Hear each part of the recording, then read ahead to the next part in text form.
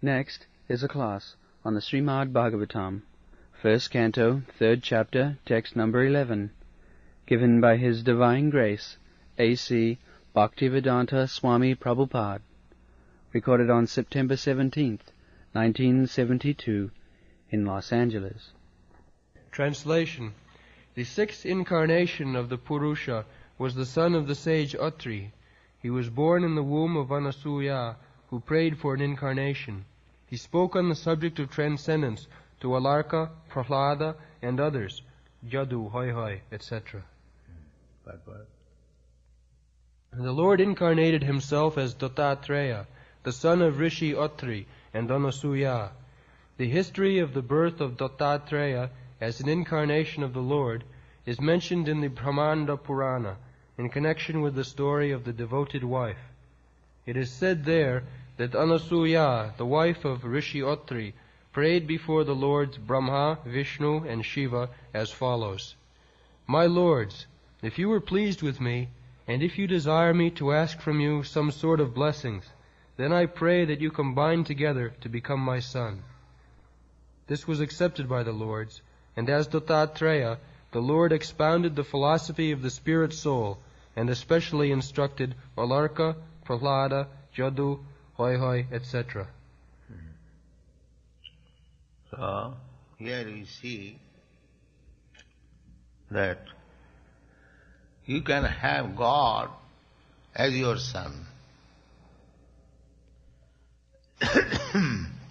There are so many instances that like Devaki, God, Krishna as his son, Mother Jashoda, God as his son, Sachimata, he also got Chaitanya Mahaprabhu as son.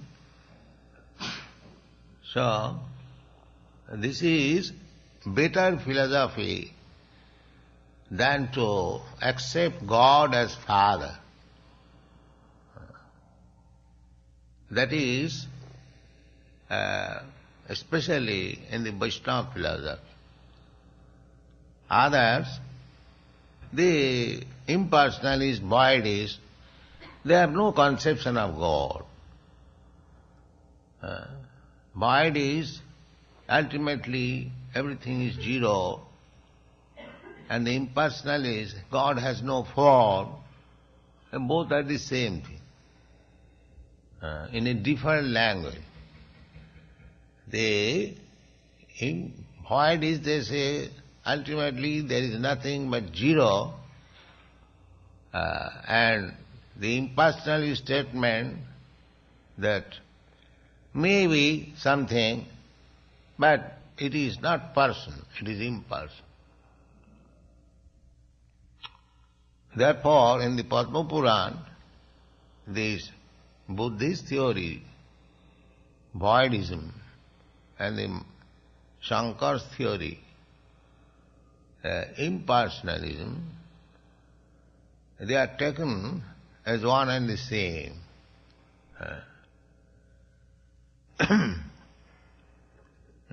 Prachannam Bodham Uchyat.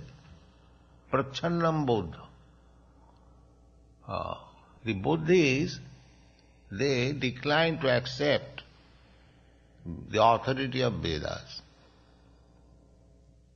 And the Mayavadi, the impersonalists, they wanted to accept the authority of Vedas, but under the garb of Buddhism. Therefore Chaitanya Mahaprabhu has given his remark, Vedana maniya bodha hoila nasti. According to Vedic line of thought, anyone who does not accept the authority of Vedas, he is called atheist. Just like the Mohammedans, they also call kafir, one who does not accept the authority of Quran. They call kafir.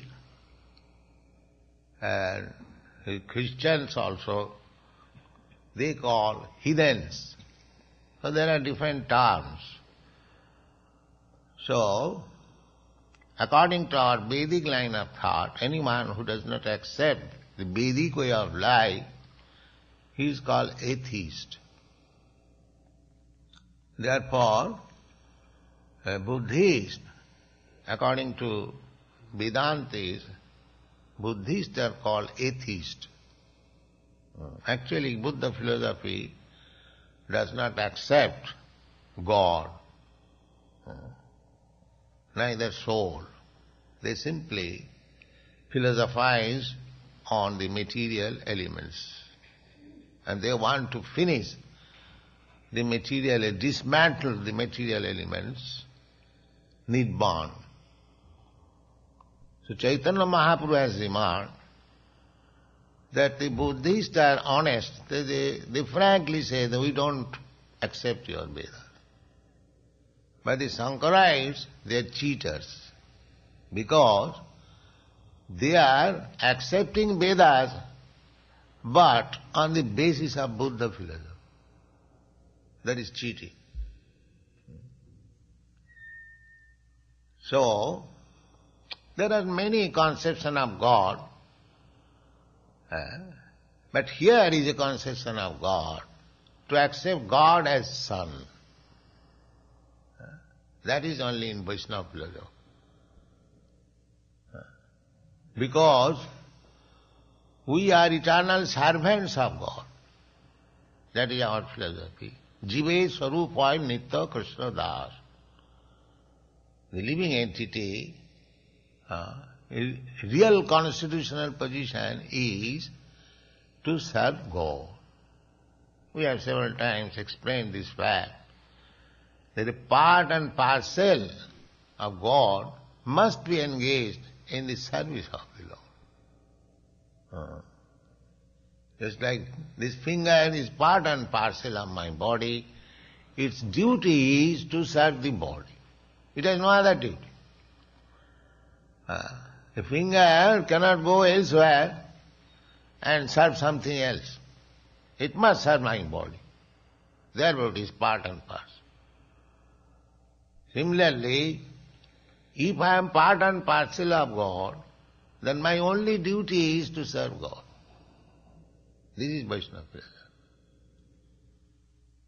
So, therefore in Vaishnava philosophy, everything in relationship with God is service. You have seen the picture in our Nectar of Devotion. Krishna's friends, Krishna is resting, they are all engaged in service. Somebody is fanning, somebody is massaging. Although they are friends, there is equality. None of them think that Krishna is greater than them. No.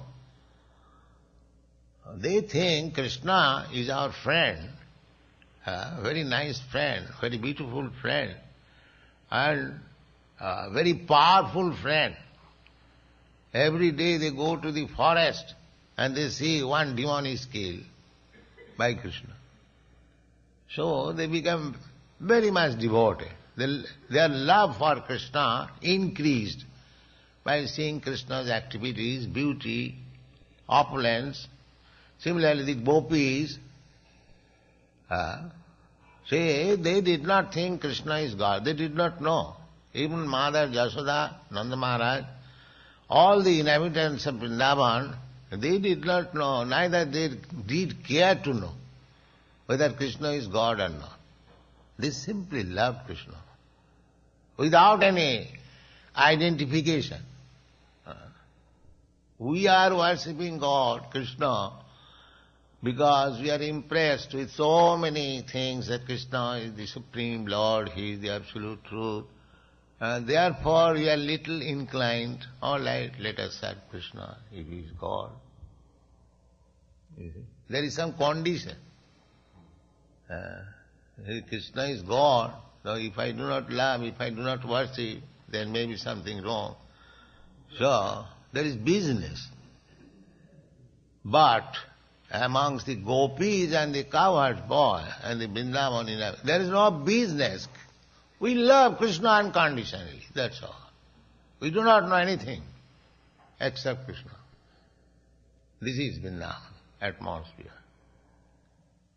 So, Mother Jasoda, Nanda, and other elderly gopis, they used to treat Krishna as son, as beloved son.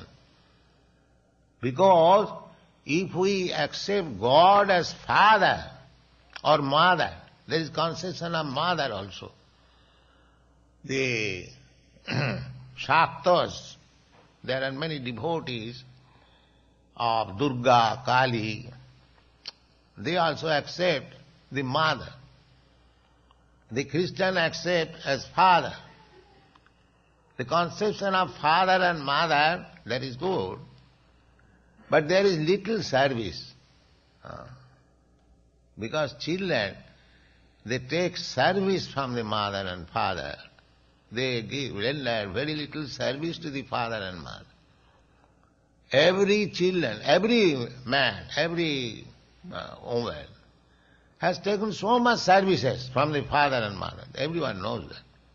Just like those who are mothers here, how much service they are giving to the little children, how much careful they are that their child may not be in some difficulty, always anxious. Similarly, this philosophy, to accept God as son, means opportunity for rendering more service than to accept God as father. God is neither father nor his father, actually his father, because he is the origin of everything. Janmadasya jataha. Krishna also says, ahang bija pada pita. Pita means father. So actually God's position is father. He is father of everything. No? All living entities, all material energy, as if you discover something, it is called the father of this scientific discovery. So he has discovered everything, material and spiritual, both.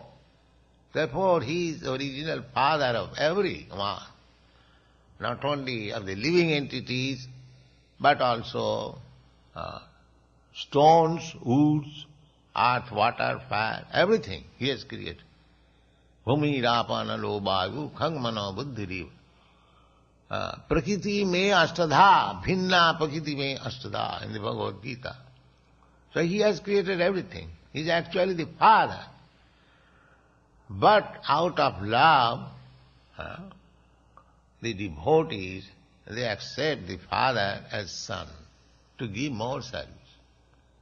Father is obliged to give service to the son.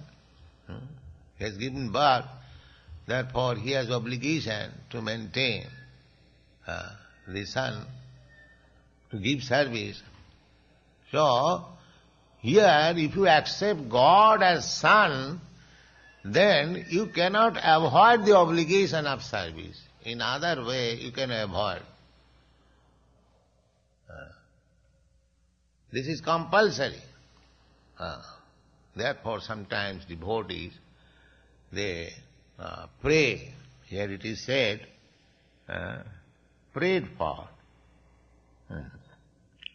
The sixth incarnation of the Purusha was the son of the sage Atri. He was born in the womb of Anushya, who prayed for an incarnation. She requested that you all three, you become my son. Thank you very much. All glory to you.